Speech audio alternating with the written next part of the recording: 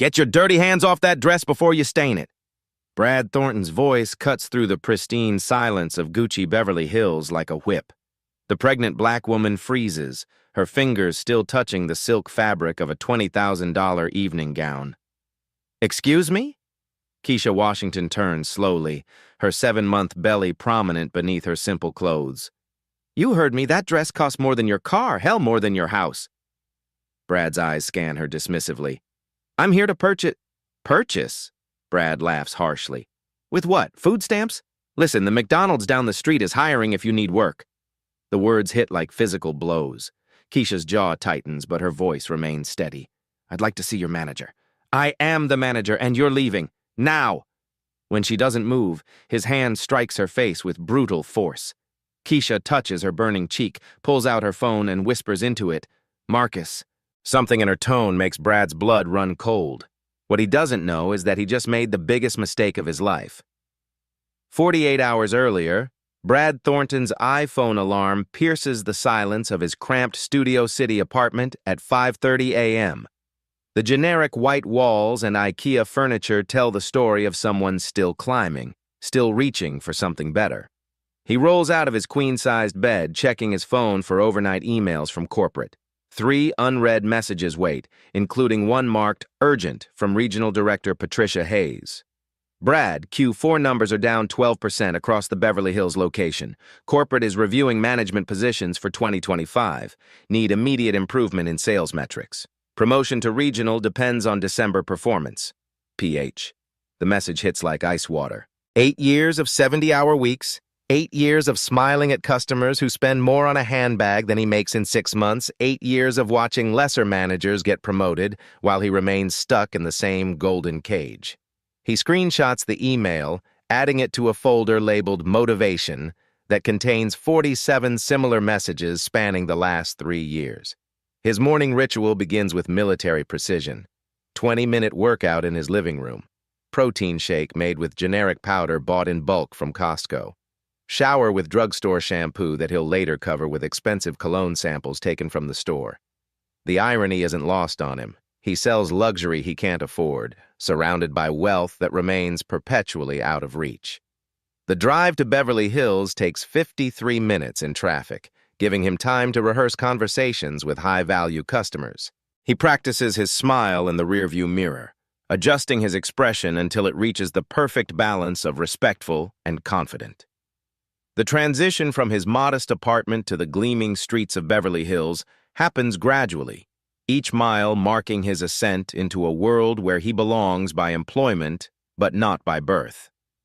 Gucci Beverly Hills sits like a temple on Rodeo Drive, its floor-to-ceiling windows displaying artifacts of impossible beauty. Brad arrives 30 minutes early, as always, using his security code to disable the alarm system. The silence inside feels sacred, each piece of merchandise arranged with museum-quality precision.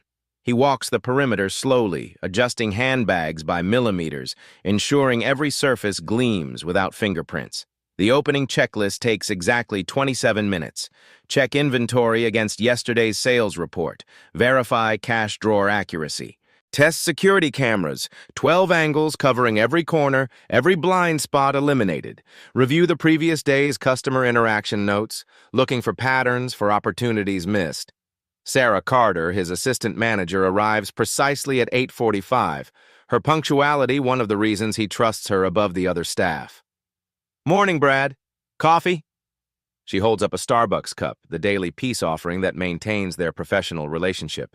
Thanks. Did you see Patricia's email? Sarah's expression shifts, understanding immediately. They've worked together long enough for her to read the stress in his posture, the slight tension around his eyes that appears whenever corporate pressure intensifies. The promotion thing? December numbers decide everything. We can't afford any mistakes.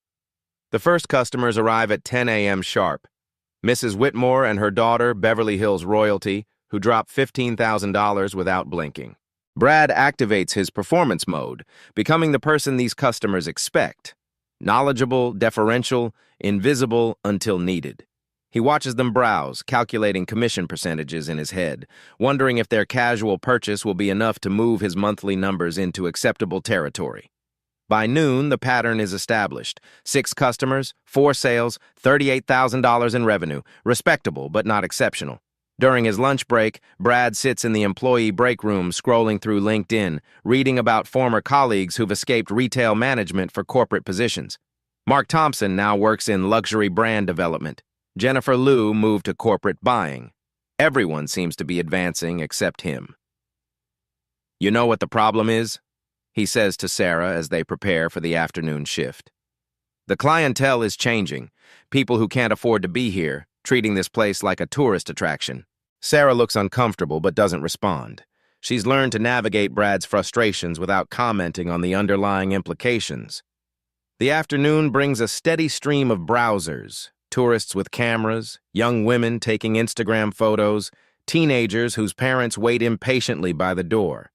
Each interaction feels like a test of Brad's patience, each just looking another reminder of the gulf between his customers and his prospects. At 3 p.m., he reviews the security footage from the previous week, a habit that's become obsessive. He studies customer behavior, looking for patterns that might explain declining sales.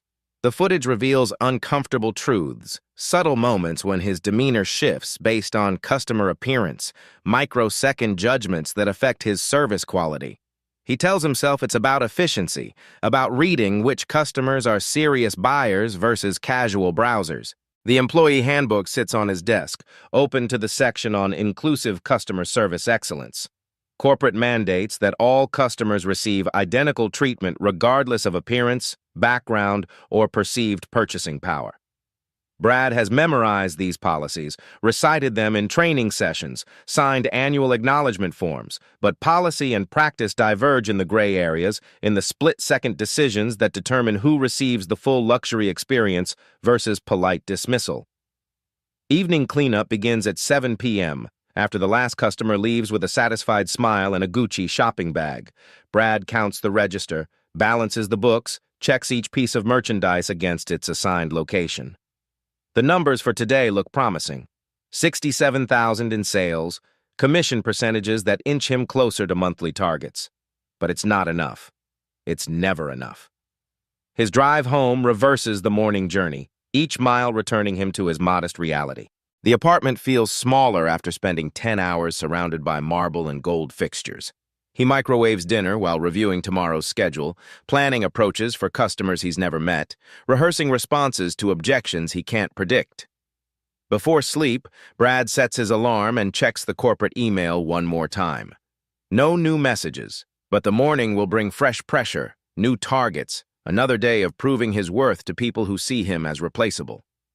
The promotion to regional represents everything he's worked toward: escape from customer service, elevation to strategy, the respect that comes with making decisions instead of executing them. He closes his eyes, planning tomorrow's performance, unaware that his carefully constructed world is about to encounter a force that will shatter every assumption he's made about power, about control, about the consequences of treating people as less than human.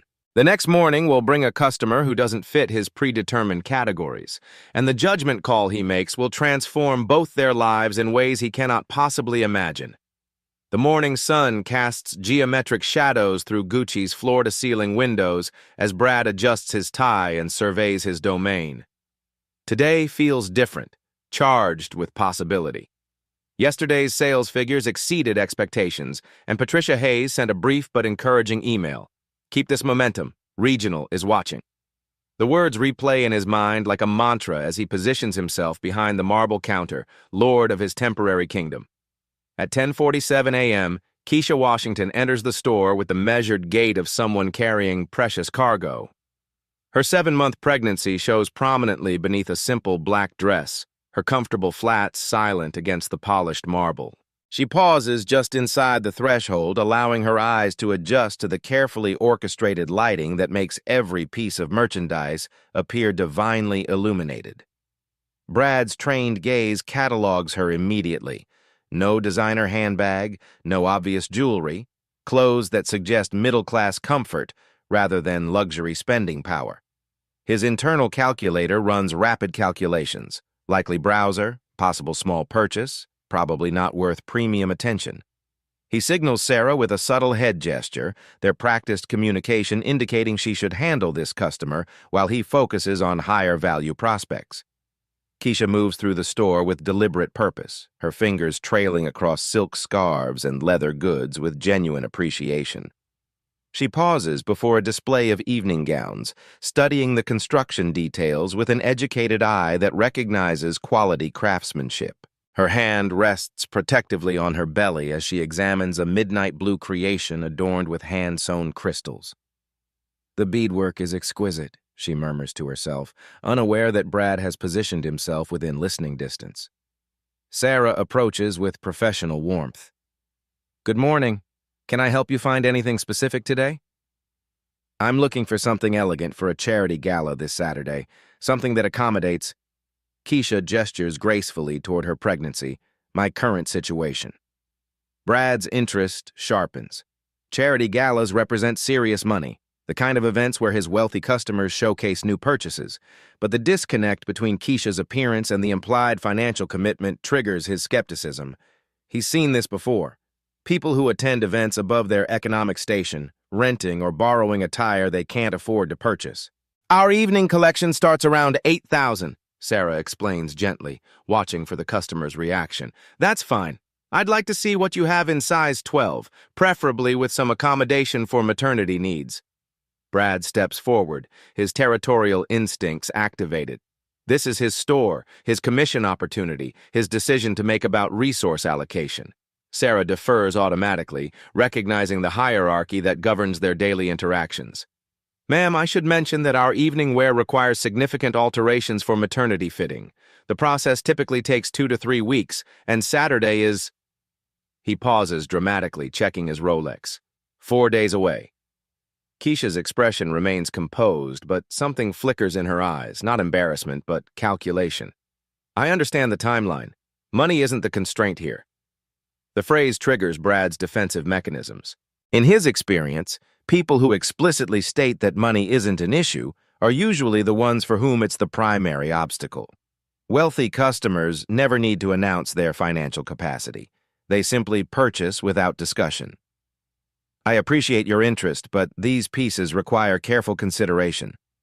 The gown you were examining costs $18,000 plus alteration fees plus rush charges for weekend completion. We're looking at potentially $25,000 for a single evening's wear. I understand the investment." Keisha's voice carries quiet authority that momentarily unsettles Brad's confidence. He decides to test her commitment. "May I see some identification and a credit card? Our policy requires verification for purchases above $15,000. It's a lie. No such policy exists, but Brad has used this tactic before to separate serious buyers from pretenders.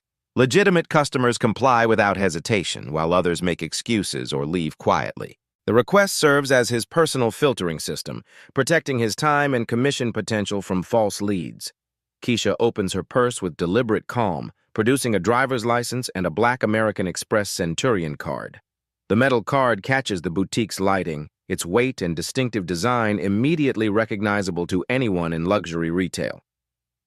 Brad's internal calculus shifts violently. Centurion cards require invitation only, minimum annual spending in the hundreds of thousands, approval processes that eliminate all but the most affluent cardholders.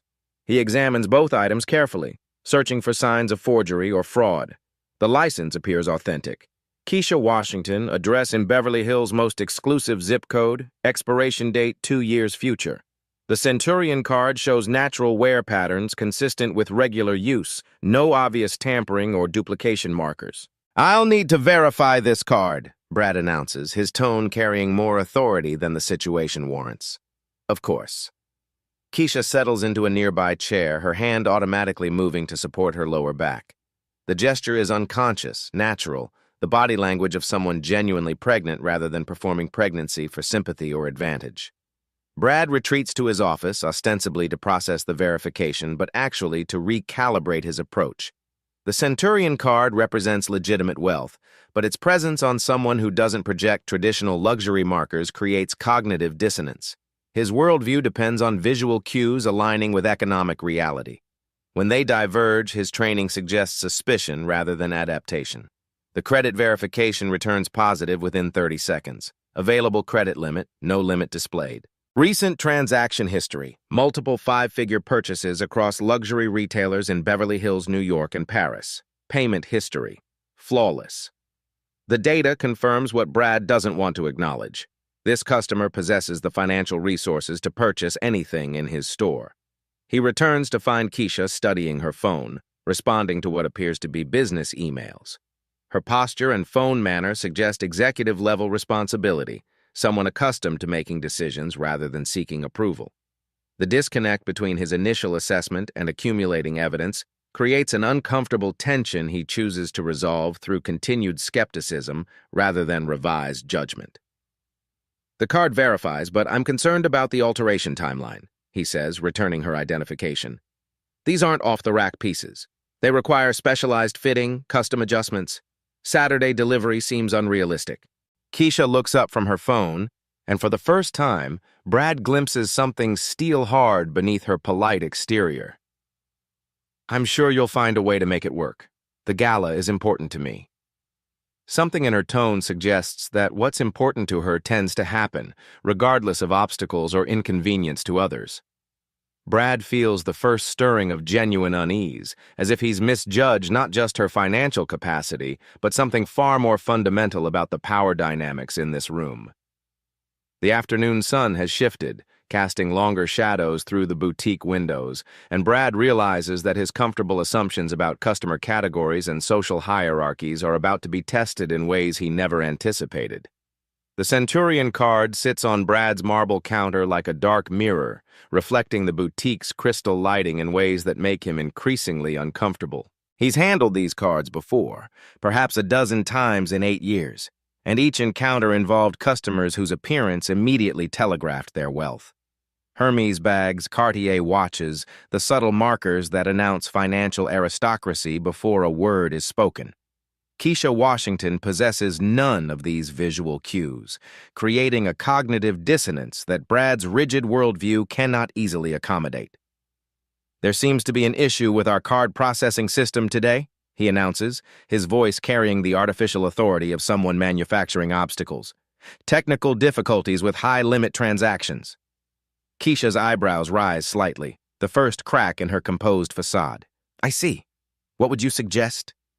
The question hangs in the air between them, loaded with implications Brad doesn't yet understand. Her tone remains perfectly professional, but something underneath suggests this isn't the first time she's encountered institutional resistance disguised as technical problems. Perhaps you could provide a secondary form of payment, or we could schedule the purchase for when our systems are fully operational. Brad watches carefully for signs of the frustration he expects, the telltale fidgeting, the defensive explanations about credit limits, the gradual retreat that confirms his suspicions about her financial authenticity. Instead, Keisha reaches into her purse and produces a second card, Platinum American Express, followed by a Chase Sapphire Reserve, then a Goldman Sachs private client card that Brad has never seen in person. Will any of these work with your system? She asks mildly. The array of premium credit cards creates an uncomfortable tableau on his counter. Each represents significant wealth, exclusive access, the kind of financial profile that should make him immediately deferential. Yet their presence on someone who doesn't conform to his visual expectations triggers deeper resistance rather than acceptance. The issue isn't the specific card, Brad improvises, his lie becoming more elaborate. It's the processing threshold. Corporate has implemented new security protocols for transactions above 20,000, enhanced verification requirements. Keisha shifts in her chair, one hand supporting her lower back while the other rests on her pregnant belly. The movement draws attention to her condition, emphasizing her vulnerability in this moment of manufactured difficulty. Any reasonable person would offer assistance, suggest she sit more comfortably, perhaps bring water or adjust the air conditioning. Brad notices her discomfort but interprets it as weakness rather than a call for basic human decency. What verification do you need? She asks. Employment documentation, recent tax returns, bank statements showing sufficient liquidity. The standard protocols for high-value purchases. Each requirement is fabricated, designed to create barriers that will encourage her departure. No luxury retailer demands tax returns for credit card purchases. The protocols he describes exist only in his imagination, weapons deployed to protect his time and commission potential from customers who don't meet his arbitrary standards. Keisha pulls out her phone and begins typing with swift efficiency. Should I have my accountant send the documents directly, or would you prefer I handle the transfer myself? The response deflates Brad's strategy. Customers who possess accountants willing to produce same-day documentation occupy rarefied financial territory. His manufactured obstacles are being met with resources he didn't anticipate, solutions that suggest depth of wealth rather than surface pretension. That won't be necessary, he says quickly, realizing his deception has reached its sustainable limit. Let me check with the corporate about expediting the verification process. He retreats to his office again, ostensibly to make official inquiries, but actually to regroup and develop a new approach. Through the glass partition, he watches Keisha respond to what appears to be urgent business communications. Her phone manner projects executive authority. Brief, decisive responses that suggest others wait for her decisions rather than the reverse. The contradiction between her modest appearance and obvious professional importance creates frustration rather than enlightenment. Sarah approaches his office door, her expression concerned. Brad, is everything okay with that customer? She seems legitimate to me. I'm handling it, he responds curtly, dismissing her observation. Sarah's judgment, while generally sound, lacks his years of experience reading customers. She sees surface politeness where he recognizes deeper patterns of deception and social climbing. When he returns to the showroom, Keisha has moved to examine other pieces, her attention focused on a collection of handbags that represent the store's highest margin items. She handles each piece with appreciation for craftsmanship details that casual browsers typically miss: the hand-stitching quality, the leather grain consistency, the hardware weight and finish. Her evaluation process suggests genuine expertise rather than performance. These are beautiful, she comments, examining a limited edition piece. Artisanship is exceptional. That particular bag has a waiting list, Brad interjects. It's reserved for our established clientele. Another lie deployed reflexively. The bag sits available for immediate purchase, but Brad's territorial instincts drive him to create artificial scarcity. In his experience, exclusivity tests reveal true buying intentions. Serious customers push back against restrictions, while pretenders accept dismissal gracefully.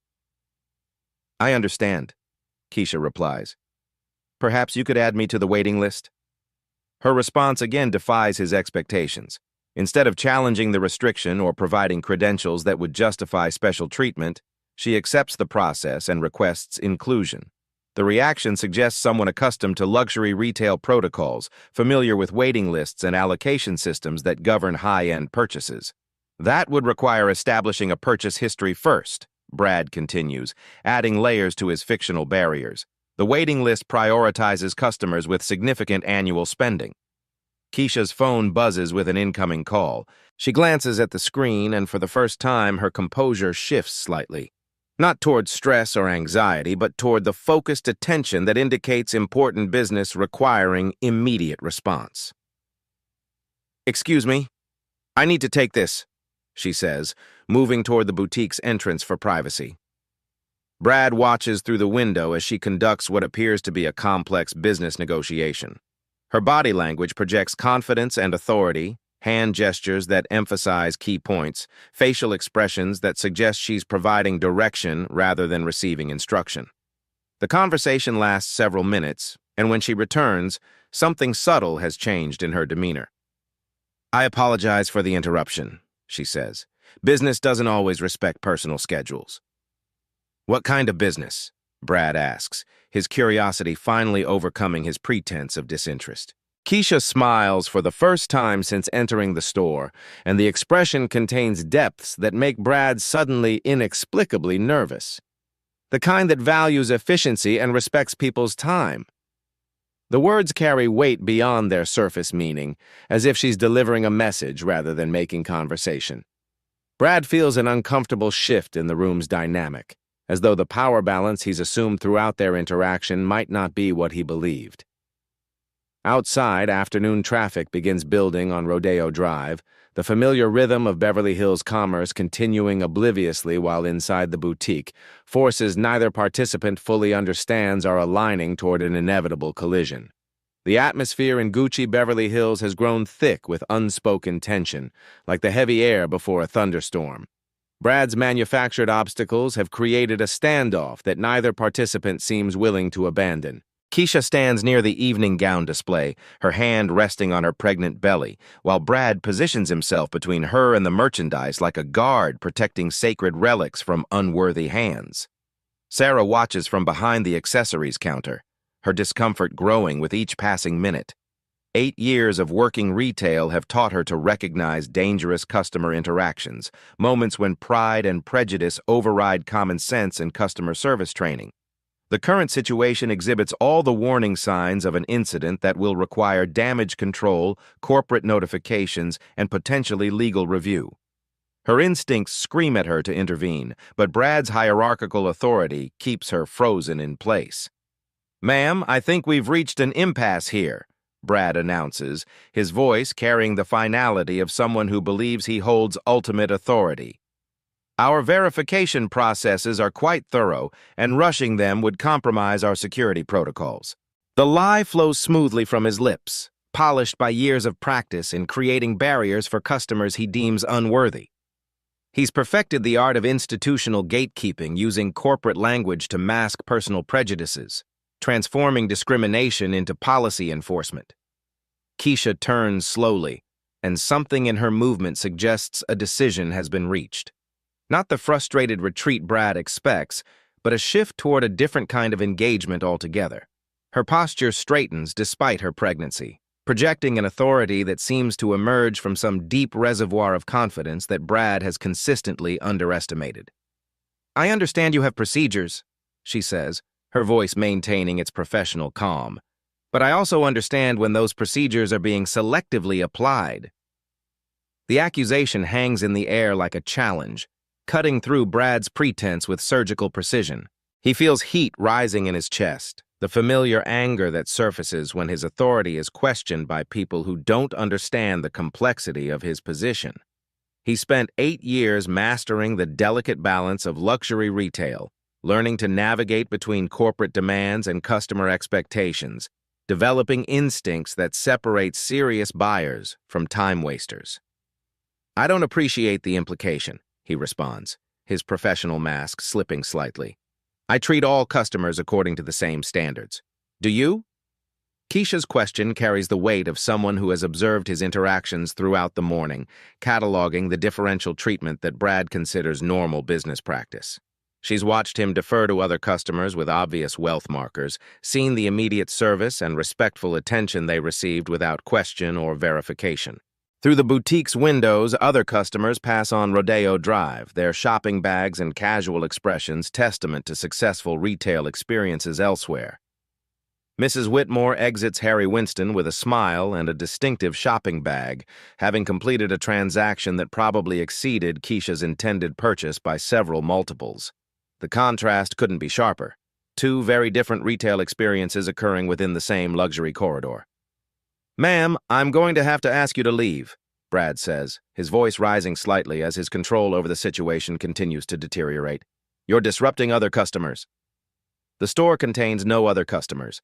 The lie is transparent, desperate, revealing the extent to which Brad's rational judgment has been compromised by his need to maintain control over a situation that increasingly defies his understanding. His territorial instincts have transformed customer service into a power struggle that he's determined to win at any cost.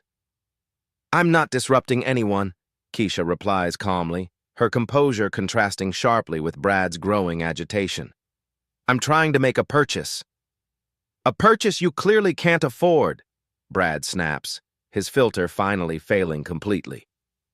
"This isn't a place for people like you to play pretend." The words escape before his professional training can contain them, revealing the prejudices that have guided his behavior throughout their interaction.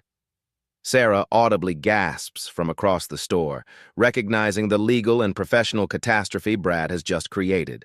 Customer discrimination based on race represents grounds for immediate termination, civil liability, and corporate crisis management that could destroy careers and damage brand reputation.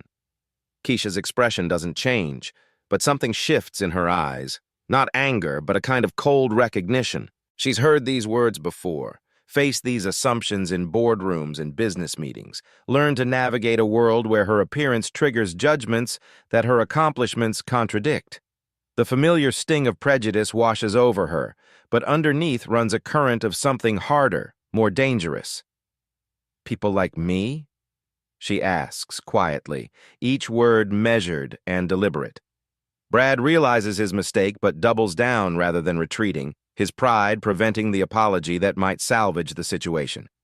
8 years of retail frustration, corporate pressure, and economic anxiety crystallize into this moment of absolute authority over someone he perceives as powerless. People who don't belong in establishments like this. People who think they can fake their way into circles above their station. His voice grows louder, more aggressive, feeding off his perceived dominance in the interaction. The accusation echoes through the marble-floored boutique, amplified by the acoustics designed to showcase luxury goods rather than contain ugly confrontations. Sarah moves closer, her instincts telling her to intervene before the situation escalates beyond recovery, but her employment status keeps her silent. "Brad, maybe we should," she begins tentatively. "Stay out of this, Sarah," he orders, his authority over his employee providing the last refuge for his wounded ego. "I'm handling this situation." Keisha steps forward, not aggressively but with the measured movement of someone who has reached the limits of her patience. Her pregnancy makes the gesture even more powerful, emphasizing the vulnerability of someone who should be receiving protection rather than harassment. The image creates a striking tableau, a pregnant woman facing down institutional prejudice in a temple of luxury consumption. "You have no idea who you're talking to," she says, her voice carrying a warning rather than a threat. "I know exactly who I'm talking to," Brad responds, his anger overriding every instinct for self-preservation. "Someone who thinks showing up with fake credit cards and attitude will get her respect she hasn't earned." The accusation of fraud crosses a legal line that transforms their interaction from poor customer service into potential defamation. Sarah recognizes the shift and pulls out her phone, not to call security, but to document what she increasingly believes will require corporate legal review. The situation has moved beyond customer service recovery into crisis management territory. Keisha reaches into her purse and produces her phone, scrolling to a contact that makes her expression soften slightly. For a moment, her professional armor drops, revealing the woman beneath, pregnant, tired, dealing with hormones and physical discomfort, while trying to accomplish a simple shopping task that has become a battlefield over basic human dignity. "I'm going to make a phone call," she announces with quiet authority. "When I'm finished, you're going to wish you had treated me with basic human decency." Brad laughs, a sound devoid of humor and filled with contempt. "Lady, I don't care who you think you know. This is my store, my rules, my decision about who gets to shop here." "Your store?" Keisha's eyebrows rise with genuine amusement. "Interesting perspective."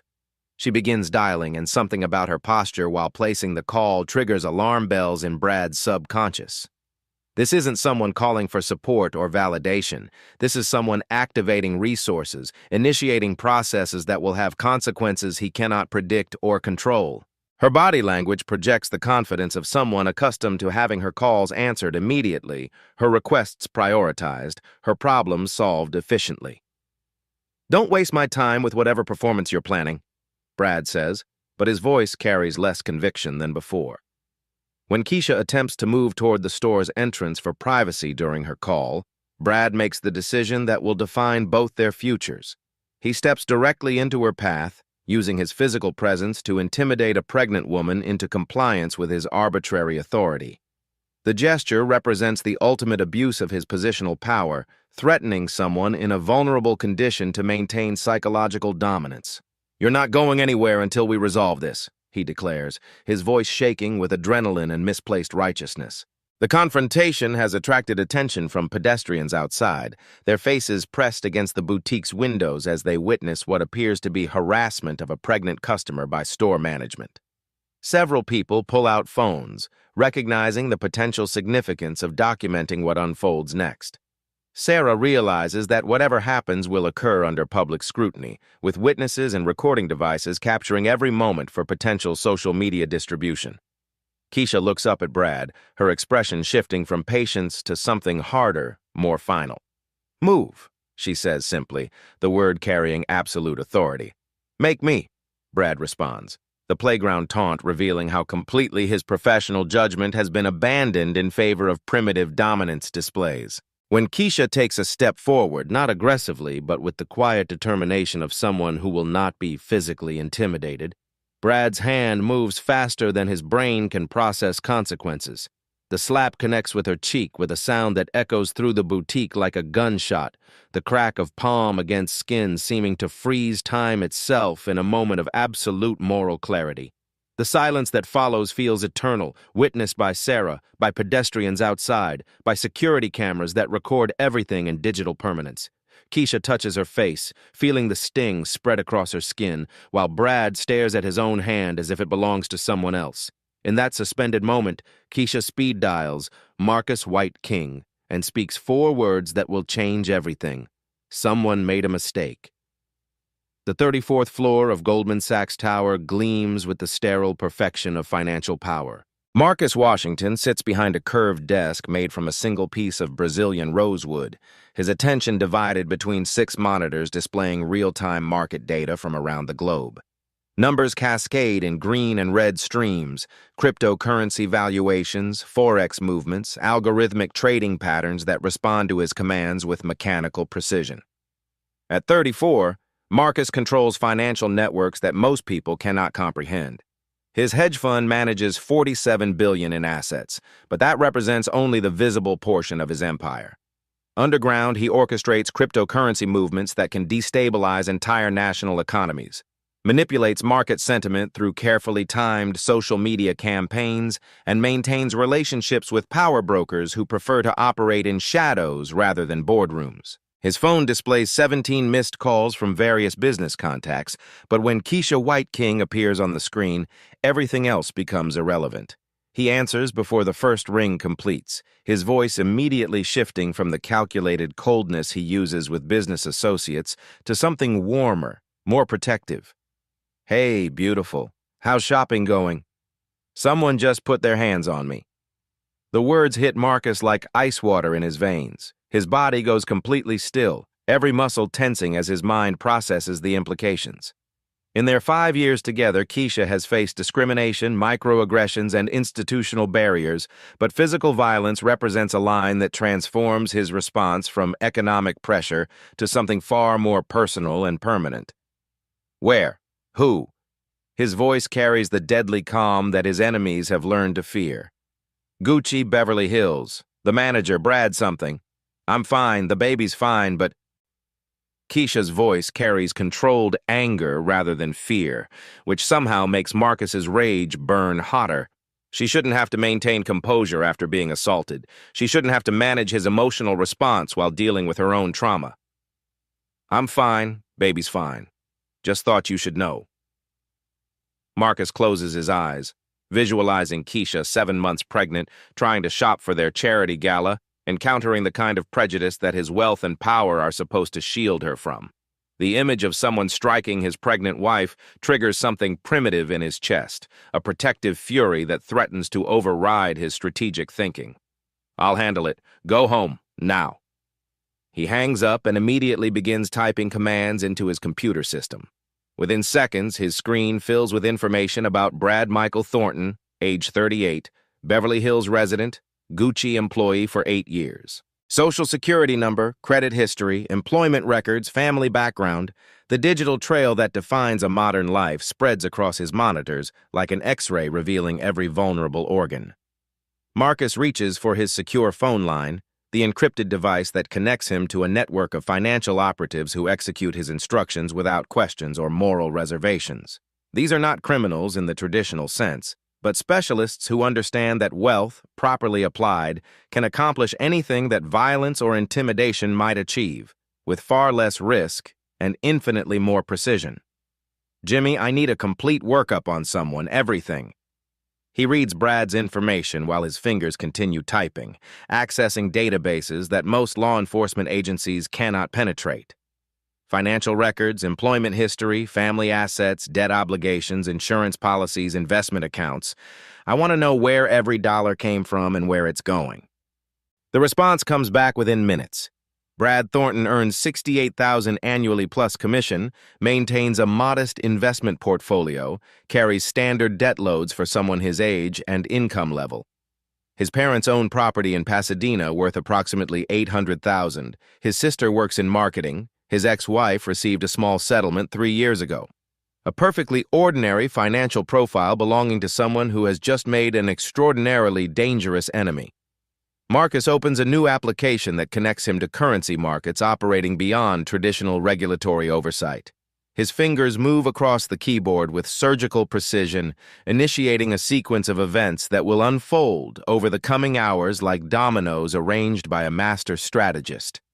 Brad Thornton's world will collapse not through dramatic gestures, but through the methodical application of economic pressure at every vulnerable point in his life. The first strike targets Brad's credit score.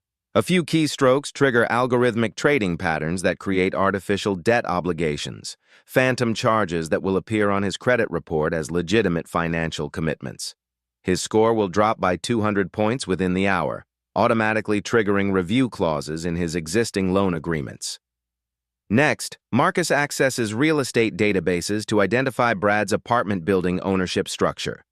The property belongs to a holding company that relies on commercial loans from 3 different banks. Marcus owns significant stakes in 2 of those banks and maintains leverage over the third through cryptocurrency holdings that serve as collateral for major investment positions. A few strategic conversations will create irregularities in the building's financing that require immediate tenant relocations. His personal phone buzzes with a text from Keisha. "Home safe. Love you." The message provides temporary relief, confirming she's out of immediate danger, but also refocuses his attention on the systematic destruction he's orchestrating. This isn't about revenge. It's about ensuring that Brad Thornton's actions have consequences proportional to their moral gravity. Someone who would strike a pregnant woman lacks the judgment to manage other people's property or represent luxury brands. Marcus opens communication channels to 3 different private investigation firms, companies that specialize in corporate due diligence and background verification. By evening, they'll have compiled comprehensive reports on Brad's professional history, identifying any pattern of discriminatory behavior that could support legal action or corporate intervention. His final call goes to Patricia Hayes, Gucci's regional director. Marcus has never met Patricia personally, but his firm manages pension funds for several luxury retail companies, and his political donations have supported trade policies that benefit their international operations. These connections create leverage that operates below the level of obvious corruption while ensuring his concerns receive immediate attention. "Patricia, this is Marcus Washington. I believe we have mutual friends in the luxury retail space." The conversation lasts exactly 3 minutes. Marcus explains that his pregnant wife was assaulted at the Beverly Hills location by a manager named Brad Thornton. He doesn't make threats or demands. He simply provides information and expresses his disappointment that such incidents reflect poorly on brands he's financially connected to through various investment vehicles. Patricia's response is immediate and decisive. She'll launch an internal investigation within hours, review security footage, interview witnesses, and take appropriate action to protect both the customer and the company's reputation. She understands that incidents involving pregnant women create liability exposure that no luxury brand can afford to ignore. Marcus hangs up and leans back in his chair, watching numbers continue flowing across his screens. The financial mechanisms he's set in motion will operate with mathematical precision, each component designed to create maximum impact while maintaining plausible deniability. Brad Thornton struck his wife, but the consequences will appear to emerge from market forces and corporate policies rather than personal retaliation. His intercom buzzes. "Mr. Washington, your wife is on line 1. Marcus switches to his personal line, his voice immediately softening. "How are you feeling?" "Tired, angry, but okay." Keisha's voice carries the exhaustion of someone who has spent too much energy dealing with other people's prejudices. "Did you do what I think you did?" Marcus smiles for the first time since her call. I have no idea what you're talking about. I've been analyzing market trends all afternoon. The lie contains enough truth to be technically accurate while acknowledging the understanding that exists between them. Keisha knows his capabilities, understands the resources at his disposal, recognizes that certain problems simply disappear when they threaten her safety or dignity. Outside his office windows, Los Angeles spreads beneath him like a circuit board. Millions of individual lives connected by invisible networks of money, power, and consequence. Somewhere in that vast grid, Brad Thornton's carefully constructed existence is beginning to unravel, one algorithmic adjustment at a time. The phone call that changed everything is complete, but its effects are just beginning to ripple outward through systems that Brad could never have imagined might be connected to a simple retail transaction gone wrong. The first video appears on TikTok at 2:47 p.m., uploaded by 18-year-old Madison Carter, who was window shopping with friends when she witnessed the confrontation through Gucci's floor-to-ceiling windows. The 30-second clip captures the moment of impact, Brad's hand striking Keisha's face, her stunned reaction, the frozen silence that follows. Madison's caption reads, OMG, this manager just slapped a pregnant black woman at Gucci Beverly Hills #justice #Gucci Beverly Hills #pregnant and attacked. Within 17 minutes, the video accumulated 4,000 views. The algorithm recognizes engagement patterns that indicate viral potential. Rapid sharing, emotional comments, the kind of moral outrage that transforms casual scrollers into active participants. TikTok's recommendation engine begins pushing the content to users who engage with social justice topics, luxury retail content, and pregnancy-related material. Sarah Carter, Brad's assistant manager and Madison's older sister, receives a frantic text at 3:15 p.m. Sarah, is this your store? This is everywhere right now. The attached link leads to her sister's video, now approaching 50,000 views and climbing exponentially. Sarah's stomach drops as she recognizes the confrontation she witnessed but was powerless to prevent.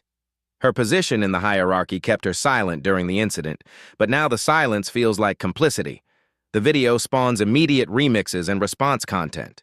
User at Justice for All creates a split-screen comparison showing differential treatment of customers, contrasting footage of Brad's deferential service to wealthy white customers with his aggressive confrontation with Keisha. The stark visual evidence removes any ambiguity about discriminatory behavior patterns. Instagram picks up the story through cross-platform sharing. Influencer at Luxury Lifestyle, with 2.3 million followers, reposts the video with commentary. This is exactly why representation matters in luxury retail. How many women have experienced this but didn't have it recorded? #Gucci accountability #luxury for all. Her amplification introduces the story to demographics beyond TikTok's primary user base, reaching affluent consumers who represent Gucci's core customer demographic. Twitter's trending algorithm identifies #Gucci Beverly Hills as rapidly ascending toward nationwide visibility. The hashtag generates 17,000 tweets in the first hour, with engagement patterns indicating sustained rather than temporary interest. Celebrity accounts begin engaging with the content, adding their platform's reach to the growing digital storm. Actress and activist Zendaya tweets at 4:22 p.m. Pregnant women deserve safety and respect, not violence, period. At Gucci, what are you doing about this? Her 47 million followers receive immediate notification, transforming the incident from viral content into mainstream news material. The Beverly Hills Police Department's social media monitoring system flags the incident at 4:45 p.m. Sergeant Martinez, responsible for public relations, watches the TikTok video 3 times before initiating department protocol for high-visibility incidents. The footage clearly shows assault against a pregnant woman, creating legal obligations regardless of the viral attention. He begins drafting incident reports while coordinating with patrol units to visit the Gucci location. Gucci's corporate crisis management team assembles in their New York headquarters conference room at 5 p.m. Eastern Time. Chief Marketing Officer Elena Rodriguez reviews the rapidly spreading content, while Communications Director Michael Torres tracks engagement metrics that paint an increasingly dire picture. The incident represents every luxury brand's nightmare. explicit discrimination caught on camera, shared by millions, amplified by celebrity voices that can damage reputation and sales. We're looking at potential boycotts from our highest value demographics, Rodriguez reports, scrolling through comments from verified accounts representing significant purchasing power. The pregnancy angle makes this particularly toxic. No brand recovers easily from images of employees attacking pregnant customers. Regional Director Patricia Hayes joins the crisis call from Los Angeles. Change. Every shopping trip, every customer interaction, every moment when dignity is respected or violated contributes to the ongoing struggle for equality in spaces where economic privilege intersects with social prejudice. The new dawn continues rising, illuminating possibilities for a world where luxury and respect are not mutually exclusive, where customer service means serving all customers equally, and where the consequences of discrimination extend far beyond individual incidents to create systematic protection for everyone who believes that dignity should be universal rather than conditional.